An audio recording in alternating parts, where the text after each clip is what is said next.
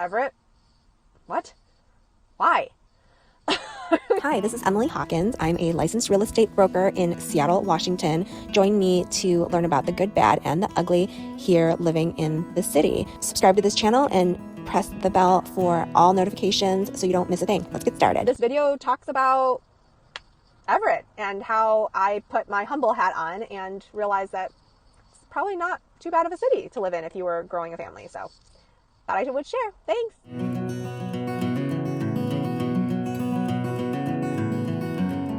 Okay, so I'm literally driving down the street and I'm like, I have to stop and make a video because Everett is blowing my mind. What?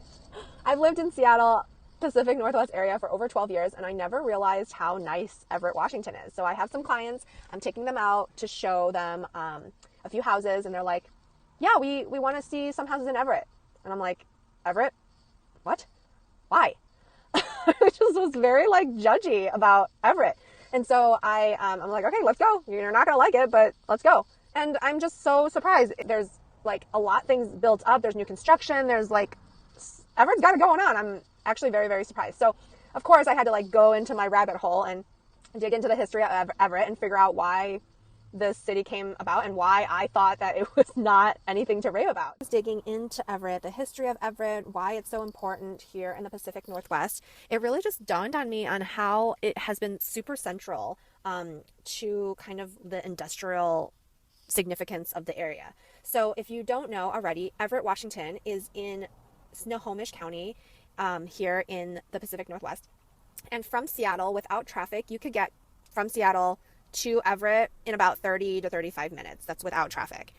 It actually has a pretty rich history. I didn't really know. Really in the 1900s, it became a major port, a major hub for exporting timber and mills and paper. And because of that, the city attracted a ton of immigrants, including Scandinavians and Europeans, who also contributed to this development. So after that, after World War II happened and better working conditions happened, there was a shift from maritime industry to the aerospace industry, which is really interesting. After World War II, a lot of the shipyards were used to construct vessels for the U.S. Navy. And so that really contributed to like the maritime industry growth of the area. So what's interesting is Everett then really became diversified. So you would think, yeah, right next to the water, maritime, that makes a lot of sense. But then in the 1960s and 1970s, Everett's really big focus was developing and diversifying its economy with the aerospace industry, which is super interesting as well. So Boeing, it established its factory in Everett during that time. And this factory is home to the assembly of the Boeing's wide-body aircrafts, including the 747, which everyone knows about. And so it continues to happen.